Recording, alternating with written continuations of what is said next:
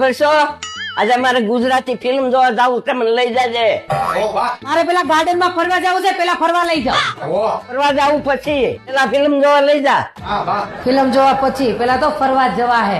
પેલા ગુજરાતી ફિલ્મ, પેલા ફરવા લઈ જાઓ. મારે પેલા ફરવા જવું છે. પેલા ગુજરાતી ફિલ્મ, નહીં, પેલા ફરવા જ લઈ જાઓ.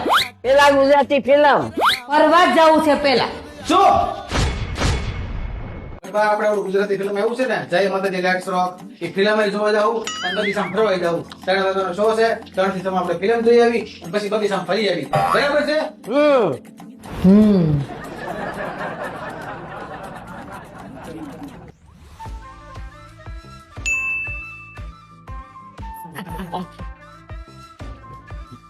જો બેટા, દર વખતે જી સીધી આંગળીએ ન નીકળે. સાચી વાત છે હો બા.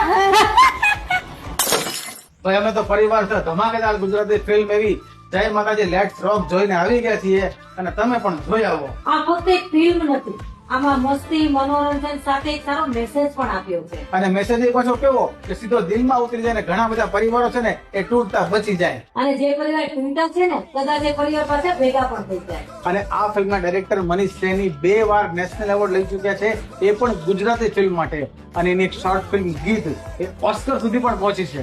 અને આ ફિલ્મમાં આપણા મલારભાઈ, ટીકુ ચલસાણીયા, શેખર શુક્લા, વંદના પાઠક, શિલ્પા ઠાકર, દ્યોમા નંદી, આમ 1 થી 1 કલાકારો ભરેલા છે. બોલો. જો ગળપણ તો અમારે ને તમારે બધાને આવવાનું છે, એટલે આ પિક્ચર છે ને ખાસ તો તમારા બાળકોને બતાવજો. ખરેખર પોઝિટિવ રિસ્પોન્સ મળશે.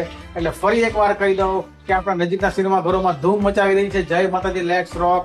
તમારા ફેમિલી, ફ્રેન્ડ્સ, ગ્રુપ બધા યારે જઈને જોઈ આવો. કઈ ફિલ્મ? જય માતાજી. લેટ્સ રોક.